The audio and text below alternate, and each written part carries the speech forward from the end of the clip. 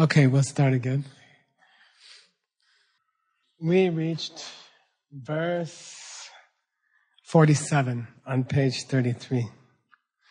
My Lama is in the form here of a monk in the golden robes, with a single face and two arms, a smile shining forth.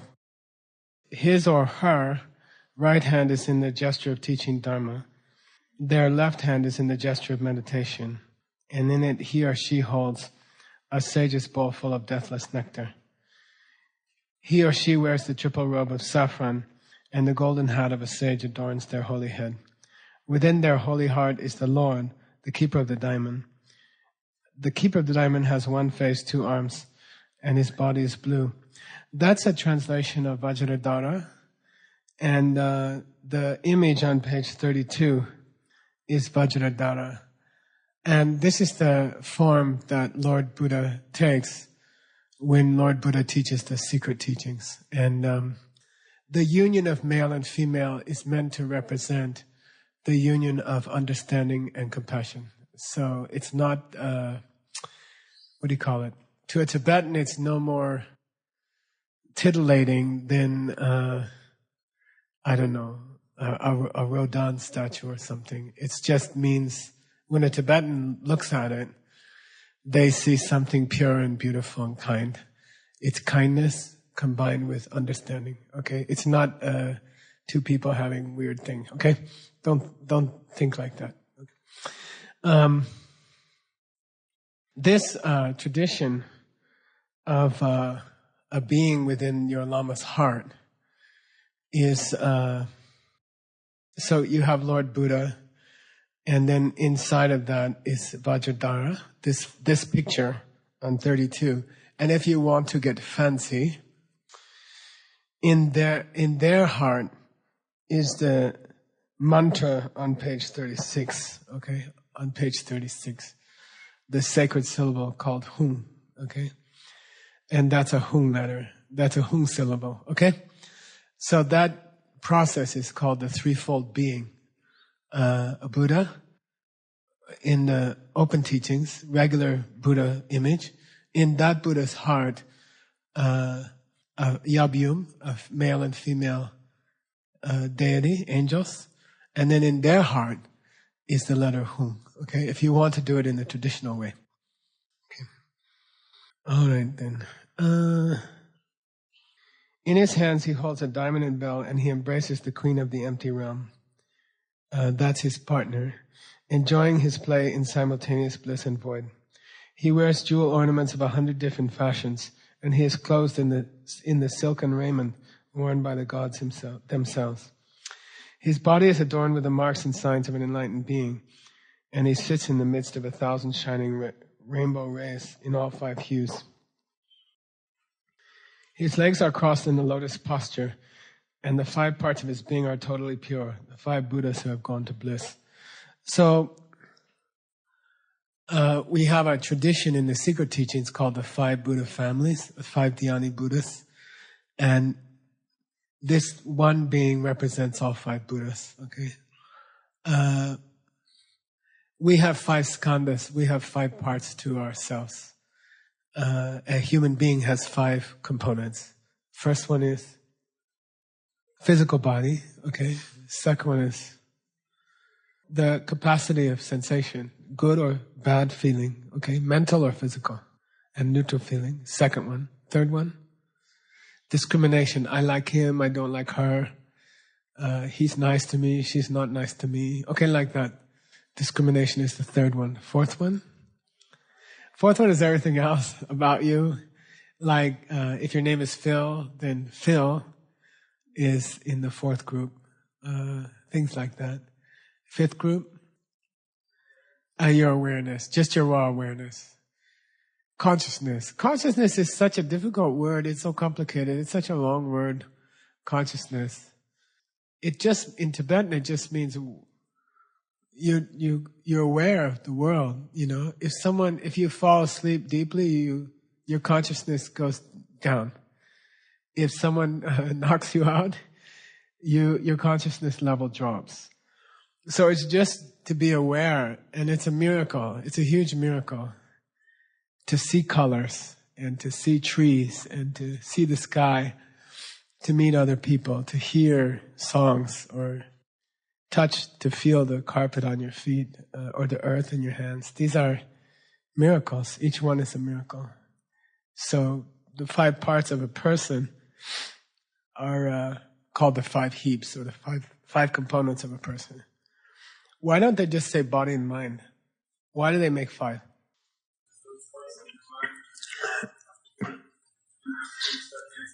Yeah, the second and third are what cause you to suffer. Okay, I like him, I like her. Why? He makes me feel good. She doesn't make me feel good. Okay. What is it? Korlu gyuchur dim gyuchur. Pumbo namle tsowadan dushe lokshi pumbo shak. Abhidhammakosha, first chapter. We divide into 5 because 2 of them cause all the pain in the world. I like that, I don't like that. That feels good to me, that doesn't feel good to me. I like her, I don't like him. Like that, okay? As we become enlightened, as we reach enlightenment, each one of those 5 becomes purified. Each of them becomes pure, okay? And each one becomes a separate Buddha, okay? It's very interesting. So your physical form turns into light, and your feelings reach a high level of equanimity towards all people, total love for all people. And then your discrimination drops, and you treat all people equally, whether they would make you feel good or bad. And then your identity as Phil or Anatole or Aaron is lost. Okay, you become Buddha. Okay, you will still be a individual, and you will still feel an individual, but nobody will call you Aaron anymore. You're the Buddha, Lord Buddha. Okay, it's like that. So that's the purification of the 4th heap, and then the 5th one is your mind is able to see ultimate reality and normal stuff at the same time, and only a Buddha can do that. Okay, so. Each one of those is a separate Buddha. And the person in front of you, in the tree, right? On the tree, is all 5 Buddhas in one. Okay? All 5 Buddhas combined. Those 5 Buddhas, which represent the purification of your 5 parts, they each have a paradise, they each have a partner, they each have disciples of their own, and they each, one of them, has taught separate commitments that will help get you enlightened. So there are commitments, 14 I think, or was it 19, of the 5 Buddha families. There are certain commitments that you make in the higher teachings, in the secret teachings. Anyone who has had a proper initiation or empowerment into those 5 Buddhas, into secret teachings, takes commitments that relate to these 5 Buddhas, okay? And they are very beautiful commitments. They are very kind, they are very innocent, they are very pure, and they are very deeply rooted in morality, okay? So they are very beautiful, very, very sweet commitments. So that's, your Lama is the source of all secret commitments also, because all 5 Buddhas are part of your teacher. Okay. All right. Some of those beings, I mean, I'll give you their names just for good luck. Varochana is the first one. When you purify your physical body, that's Varochana. White color. The second one is Amitabha. Amita means immeasurable, and Bha means light. Bha, Amitabha, came into Greek as photon, came into English as photograph. Bha, became po, fo. Amitabha. That's the purification of your, actually the 3rd heap, discrimination, okay? Red color. The purification of your consciousness, and this is a traditional order of them, is called akshobhya. Akshobhya, and it's a blue color. And the purification of your feelings is called ratna akara, which means the source of jewels. And that's a yellow color. And the purification of your identity, say, is amoga siddhi, okay, which is a green color. Each one is also related to overcoming a separate negative emotion. So if you're interested, okay, this is more than you ever wanted. But I think it's nice. Vairochana is connected to stopping your misunderstanding of your world. How would you misunderstand your world in the case of your partner criticizing you in the kitchen? Yeah, if you yelled back, it would prove that you don't understand where they came from, because they came from yelling. So if you yell back, it proves that you're, what do you call it? Stupid Buddhist, okay? You're just creating more problems, okay? And then overcoming that misunderstanding where your partner came from is connected to Vairochana, the first Buddha, okay? Overcoming your ignorant desire is related to Amitabha, okay? Amitabha. What's ignorant desire? You walk into a Dunkin' Donuts at midnight after this class, and there's one maple-covered donut left, and you're about to buy it, and you hear an elderly woman behind you who says, "I love maple-covered donuts." So you buy it faster. So you're sure that you get it, and you believe that that's how you get it, is to buy it. But really, you get the donut you want by sharing them with others. So we divide desire into legitimate desire or intelligent desire and stupid desire. Stupid desire is to take the last donut and not share it, because then you won't get more. Legitimate desire is, I would like to have a nice, healthy meal tomorrow, so I will provide meals to other people. And that's legitimate desire. It's a good desire because it involves helping other people to get the things you want. Okay? That's fine. That's intelligent. The Dalai Lama calls it, what do you call it? Enlightened self-interest. Okay? The third one, akshobhya, is the purification of anger. Responding to your boyfriend negatively. The fourth one, ratnakara, is connected to pride. And the fifth one is connected to my specialty, which is what? Jealousy. Okay. All right. If you want teachings on jealousy, let me know. But don't tell me someone else did a better job. Okay. All right. Verse 49. The four elements of his or her, okay, body, are the four holy women. His doors of sense and his tendons and joints and ligaments are actual bodhisattvas. The pores of his skin are the 21,000 destroyers of the enemy, and his limbs no less than the Lord of the angel spheres. The rays of light are the protectors of the directions. Spirits of harm seek what the worldly provide his platform. Surrounding him are rows of my direct and lineage lamas, and masses of close angels, angels of the secret world. The four holy women are partners of the five Dhyani Buddhas, and that's a long story, okay? And here's some of the commentary that's traditionally given on this verse. Each pore of your teacher's body, each tiny hole in the skin is a Buddha paradise, okay? And you can say, oh, that's exaggeration. No, it's under, what do you call it? What's the opposite of that? Every atom of his body or her body is the Buddha paradise, okay? Not just pores, okay? But someday you will appreciate that and you will understand that. But in the meantime, it doesn't hurt to believe it or to think about it or to imagine it. It doesn't hurt, right? Every little tiny hole in my teacher's skin is inside.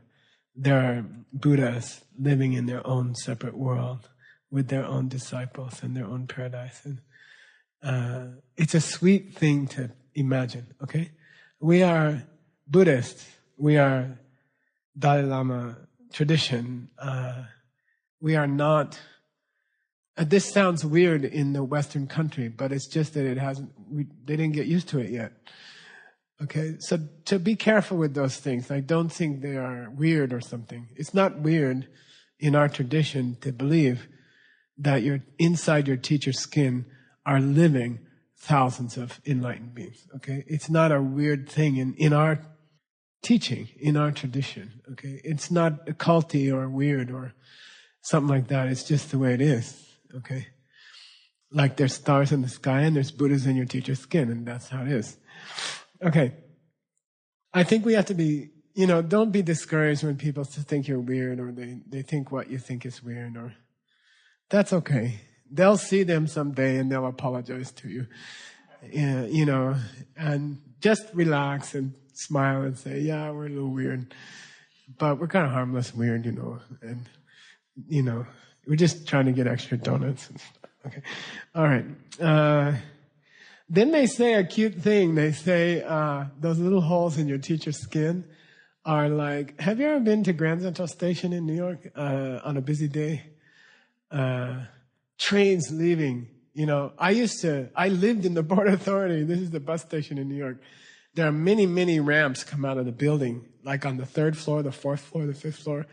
And they're like cool. They circle around the building and they head for New Jersey, or they head for upstate New York, or they go to the Water Gap, or there's thousands of buses leave there.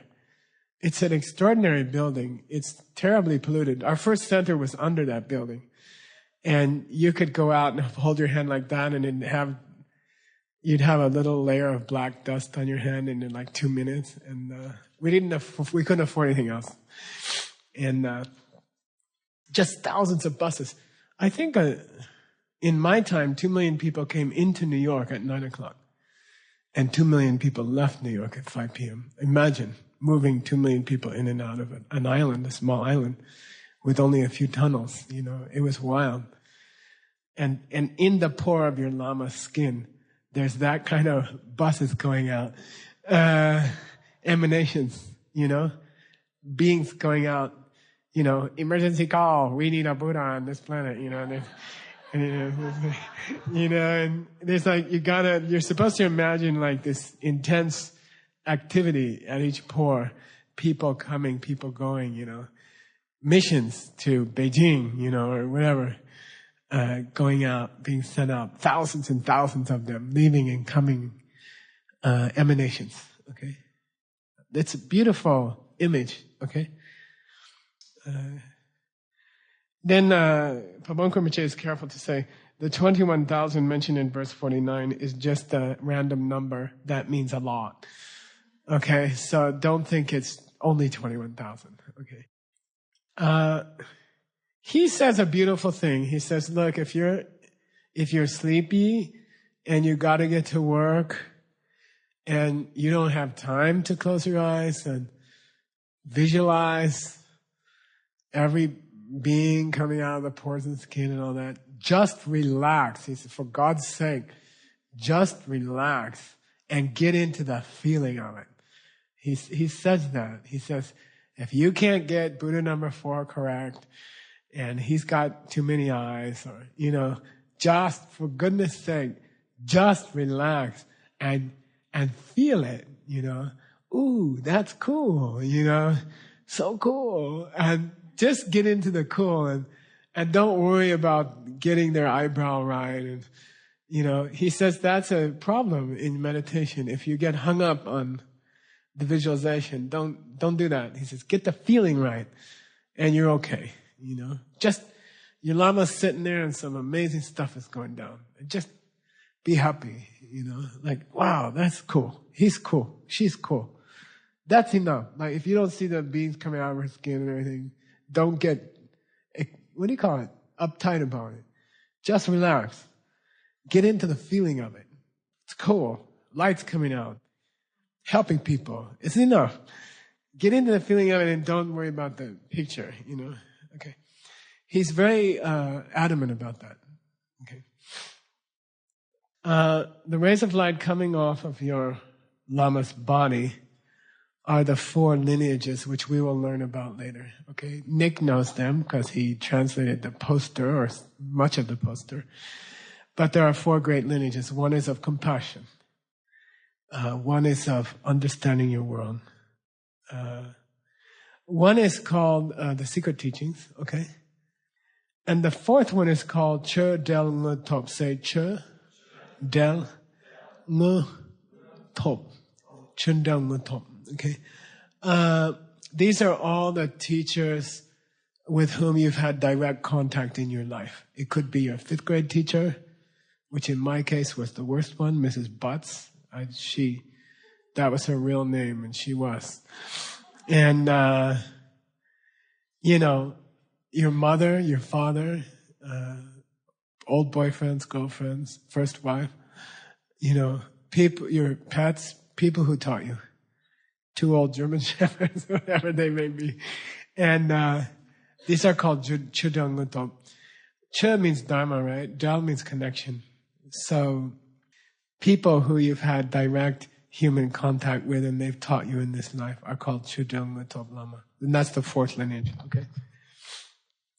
In the monastery, it's very common if a very famous Lama comes to visit, then there'll be a waiting line outside their door, and people will come in and ask for 1 verse of teaching, like 2 minutes of teaching, and they'll say, I just want to chudo with you. I just want to make a karmic connection with you.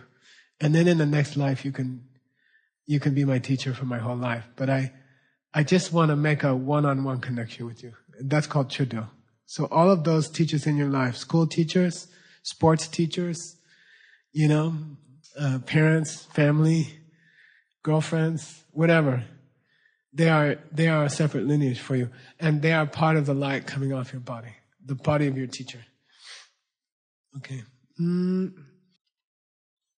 Next verse, 50. He sits circled by a sea of Buddhas and Bodhisattvas, warriors and their angels, and the protectors of the word, all marked by the triple diamond of the 3 doors of expression. And then from letters Hung fly rays of light in the shape of hooks, beckoning beings of wisdom from the land of reality, drawing them in to melt indivisibly, turning them perfectly firm. So it's a tradition to imagine that lights are flying out with tiny little hooks on the end, and they are hooking like Mahatma Gandhi wherever he is now, or Lord Buddha wherever he is now.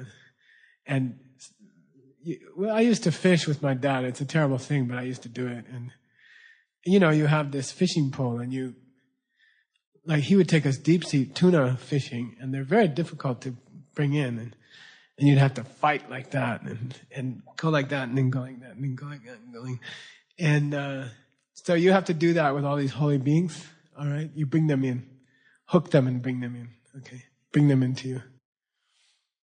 Bring them into your teacher, okay? Those are called wisdom beings. And it's a tradition to invite them, or actually you are hooking them and bringing them in, drawing them in like fish. And then you squash them into your lama. You stuff them into your lama, okay? All right, okay. Then there's a mantra for that, okay? And that's the last thing we'll do tonight. Here we go.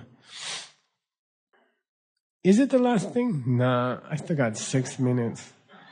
Let's do the mantra anyway. Say Ja, Hung, Vang, Ho. Ja, Hung, Vang, Ho.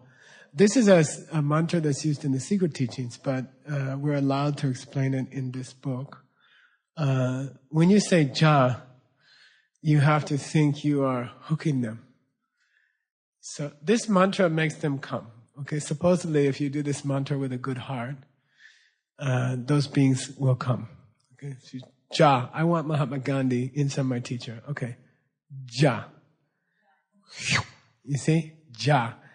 And then hung means get them into your teacher. And then ja hung. Vam means lock them in. Ching, we call it ching. Lock them. Ja hung vam. And then ho means they're like if you're bringing Mahatma Gandhi into your teacher, right? In my case, a lady, the teacher's a lady. So I'm bringing this old bald Indian yogi into this teacher, and I'm going, ja, hung, vang. And then ho means, Mahatma Gandhi's like, it's pretty nice in here. I like it. Nye, nyepa means, he's like, I kind of like being here, I'll stay. Okay, you lock him in, and then he's like, that's cool. This is a nice place to be. It's nice in here. Okay. When you say Jahu Baho, you bring them in, you lock them in, bring them down, put them in, lock the door, and then they're like, I like it. Okay, got it? Jahu Baho. Say Ja, Hung, Bang, Ho. Good. Okay, I got a few minutes left. Last thing. And I have to go too. My old lady's waiting for me with some enchiladas, I think. My 87-year-old girlfriend. So I got to go fast because she should be in bed by now. Me and Christine, we took her out to a concert. It was really sweet. Sergio Mendes and Prasil 66. Okay. Dean Chandangepa Gopaminte. The commentator is careful to say, you don't have to invite these beings. Okay? You don't have to issue invitations. You don't even have to ask them to come. Okay? Technically, you don't have to say, I wish Mahatma Gandhi will come. Okay? Thinking it is enough for them to come. Okay? Like, if you want your teacher to come to the room, if it crosses your mind, they hear it. Okay? If the thought crosses your mind, they hear it. You don't have to say, oh, please come, teacher. Technically, you don't have to say, please come to my room, like that. You just think, it'd be sweet if you were here. Boom, they're there. Okay? Like that. They have that power. Okay? They're listening to your mind all the time. Your mind is just like, I don't know, the icing on the cake that they're eating. They're like, oh, he wants me to come.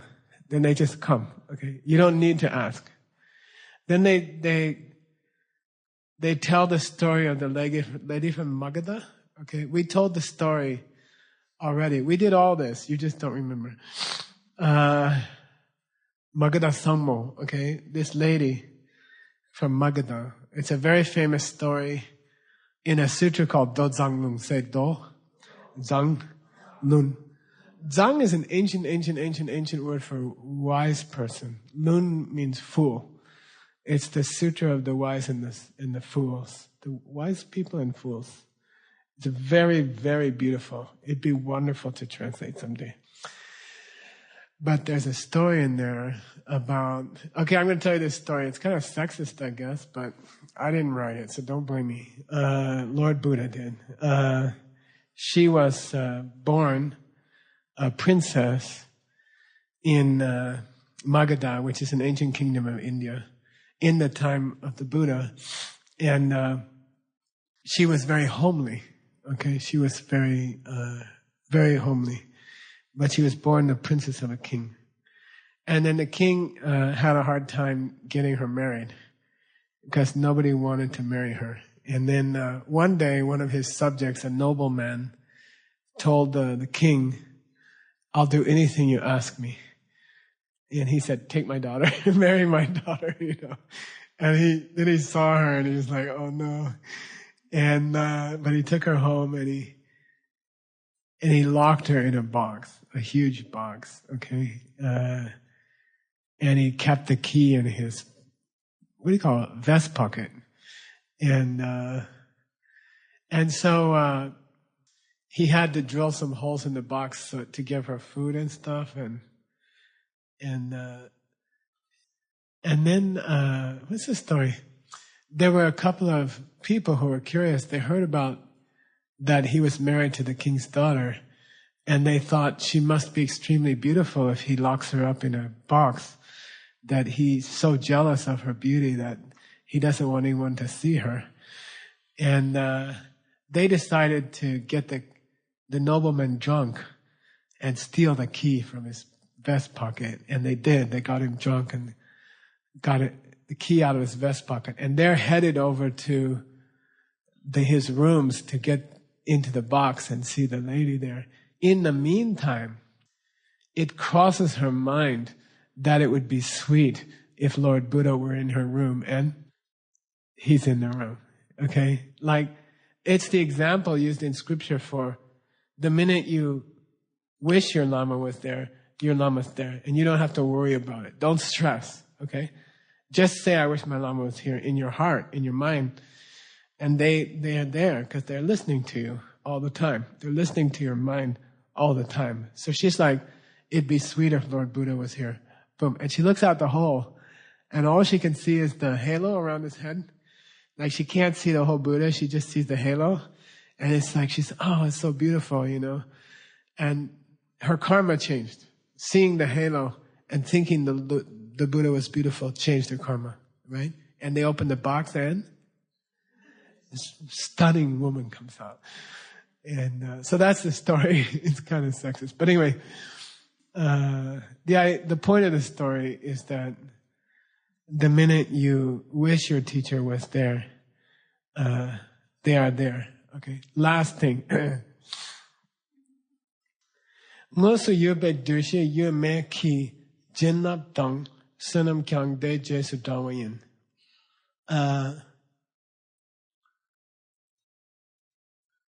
The measure of the blessings you receive from the presence of your Lama after you invite them mentally in your heart is dependent upon how strongly you believe they came, and nothing else. Okay? It's just your own faith that they are there which creates the karma. Okay? So that's cool. So they said the degree to which you believe they are present determines the blessings you will receive from them. Okay? And that's all. The degree to which you believe they are actually there determines how much blessing they can give you for what? If you tell me the answer, we all get to go home.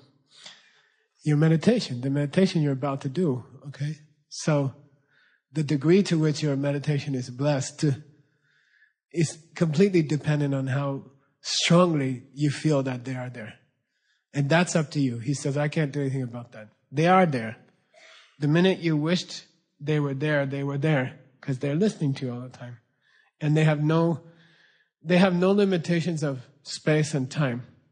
They are free to come wherever they want because of Sungjuk. What's Sungjuk? Buddhahood in the secret teachings. Why would that imply that your Lama can be there as soon as they wish to be there? Because Sungjuk means what? Clear, the union of clear light and a rainbow body. And they are linked. As soon as they hear you, their body is there also. Because they're Sungjuk. They attain Buddhahood. Okay? They have clear light, the mind of a Buddha, and they have the rainbow body. The body of a Buddha. So as soon as they hear you, their body is there also. Because they achieve Sungjuk. Got it? If you nod, you get to go home. Me too. Just nod. Okay, you can go like that.